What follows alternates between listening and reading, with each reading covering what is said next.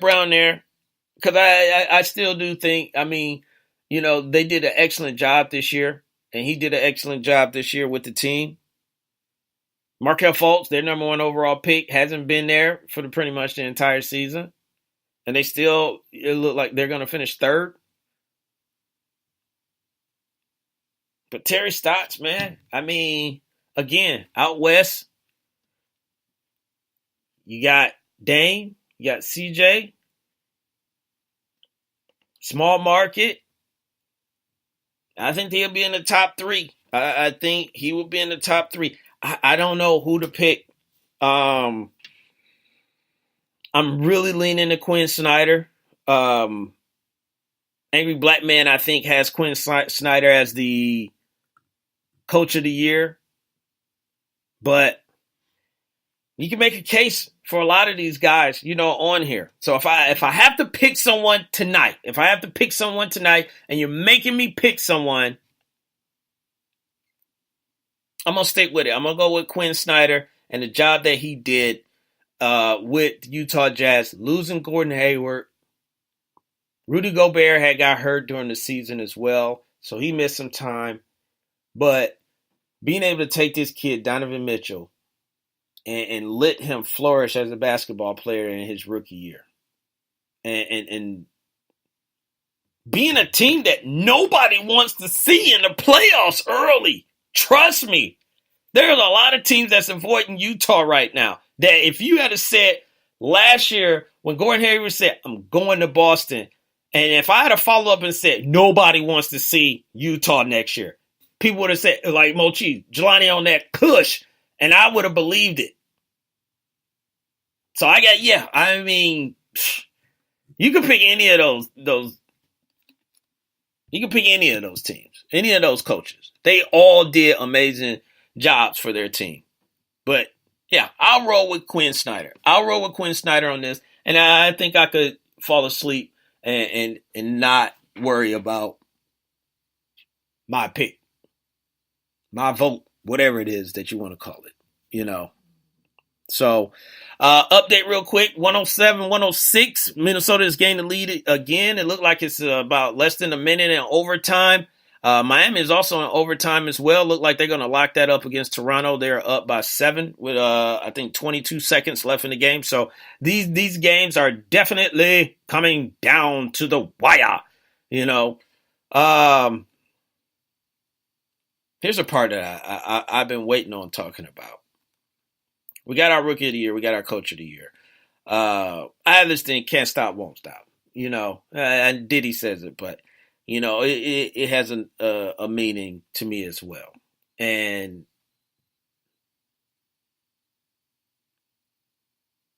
if you saw the Lakers game last night, Lakers were playing Houston, and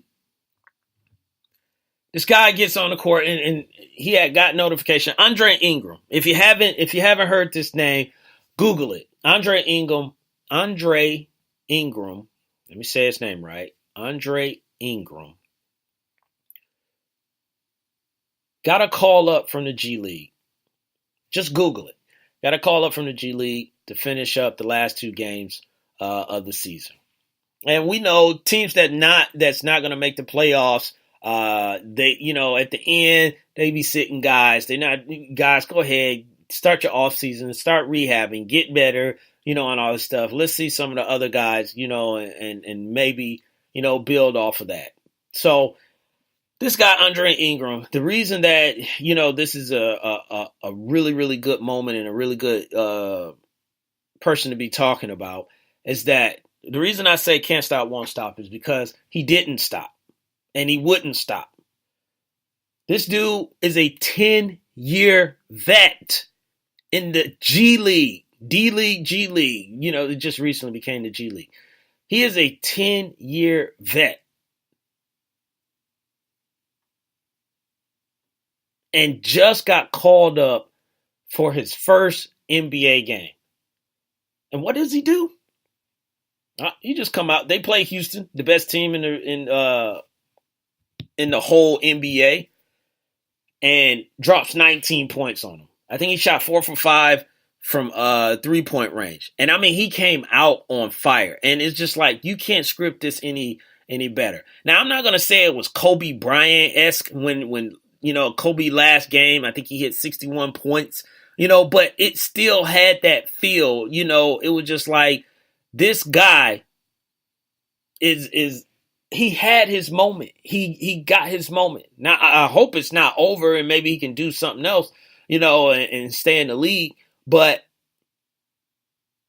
his goal was to get to the NBA. And the story is that he turned down opportunity to play overseas where he definitely really got more money because as a G League player, he made $19,000. No, nope, not one game. $19,000 for the season. Guess how much he got for the last 2 games in the NBA with an NBA contract? Almost $13,500, whatever you want, $13,500. Let's just say that. So what took him an entire season, he almost made in 2 games. He got a game. They got a game tonight against the Clippers again.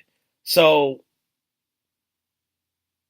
it was a very, very happy moment to see.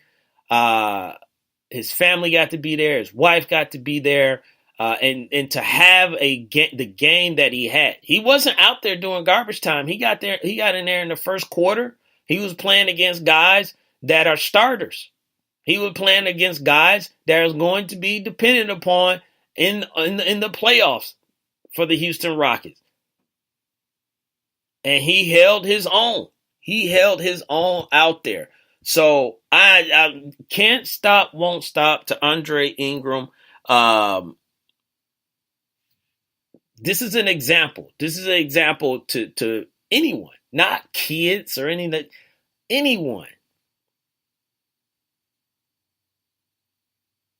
You can just keep going. Just keep going.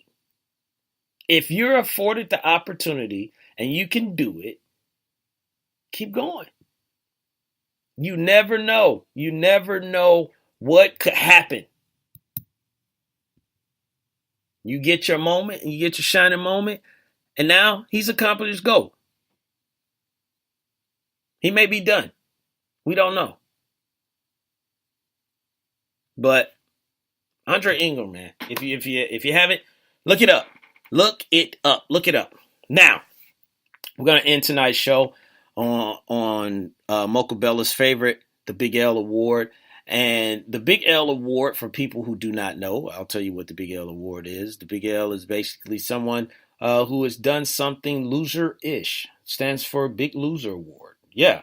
So we've all done it. We, here and there and here, we'll do something. We'll be like, man, that was whack. Why did I do that or something like that? So we've all did something that was loserish. So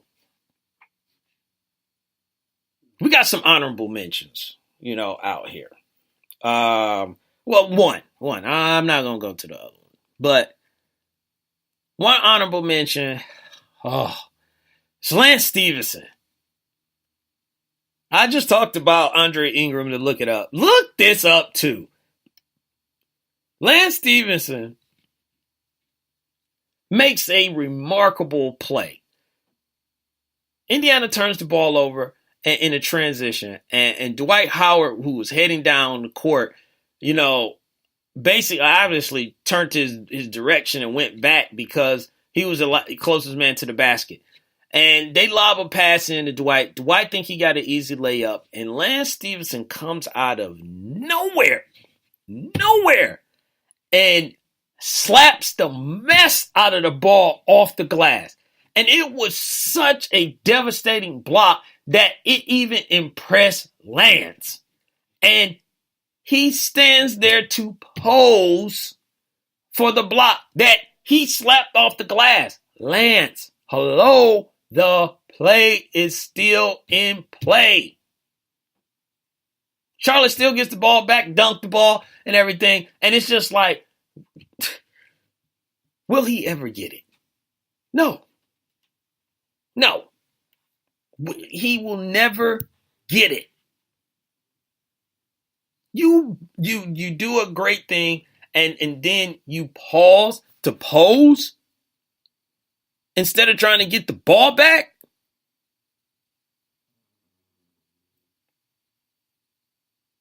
Yeah, that's honorable mention for the Big Yellow Award. Lance Stevenson. And it's just like it.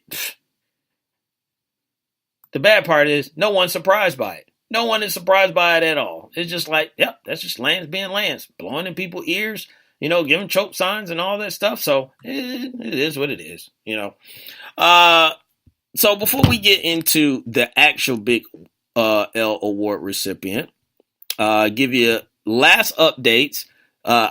This game should be over. Maybe it's not, but Minnesota's up by 4 with 11 seconds in overtime is what I'm getting reported. All the other games are done that we were talking about. Washington lost to Orlando. Who cares? Oklahoma City beat Memphis. Who cares? Philadelphia took care of Milwaukee. Who cares? And of course I care. But those games are over. The one that we're really, worried about is the Minnesota and Mocha Bella Miami Heat. They also won tonight as well. They beat Toronto in overtime. So let's get to what we came here for.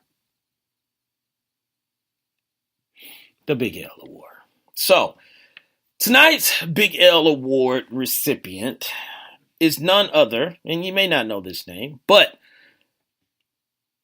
wide receiver for the Green Bay Packers, Trevor Davis. I don't know if you heard this story or not, but he was in LAX, which is Los Angeles International Airport, which I guess he might have been on his way to Hawaii, but him and a female companion was going to check in their bags. And of course, we all know when you fly, they ask you a question, and the question was, excuse me.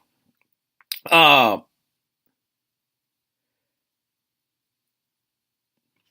me go back. I'm going to do this right. Going to the airport. He's going to the airport. He's standing in line. Him and his companion are standing in line.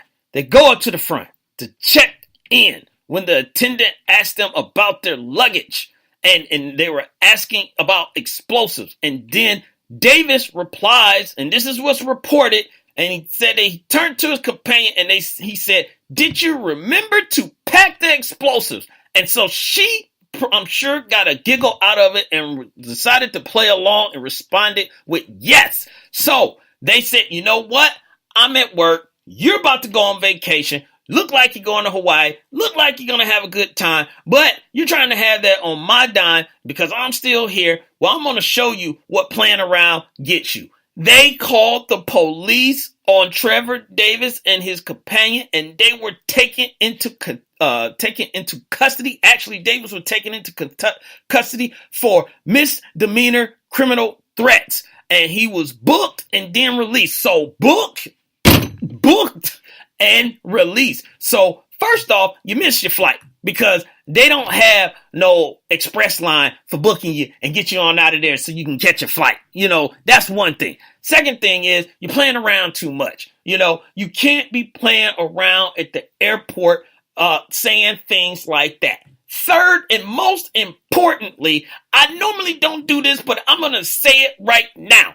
Your name is Trevor Davis. I am just going to go out on a limb and figure that they probably didn't know you played professional football. But that doesn't matter because we have people like Alden Smith who is getting arrested 3 times in 2 months. So it doesn't even matter if you're a bigger name, but because they probably didn't know that, they still was like, you know what? This guy needs to be taught a lesson. Who do you think you are to go in there and just say, yeah, did you pack the explosive? No, that's nothing to play around with because the person behind you may be on that flight with you and they don't want to get on there. They're already scared as it is with people like flight attendants and security beating folks up. We already got that going on. Then people getting on the wrong flight ended up somewhere else, and then they been stranded for 3 days. I talked about that for an airline. So there's so much stuff that could go wrong. Ain't no time to be playing around talking about, did you pack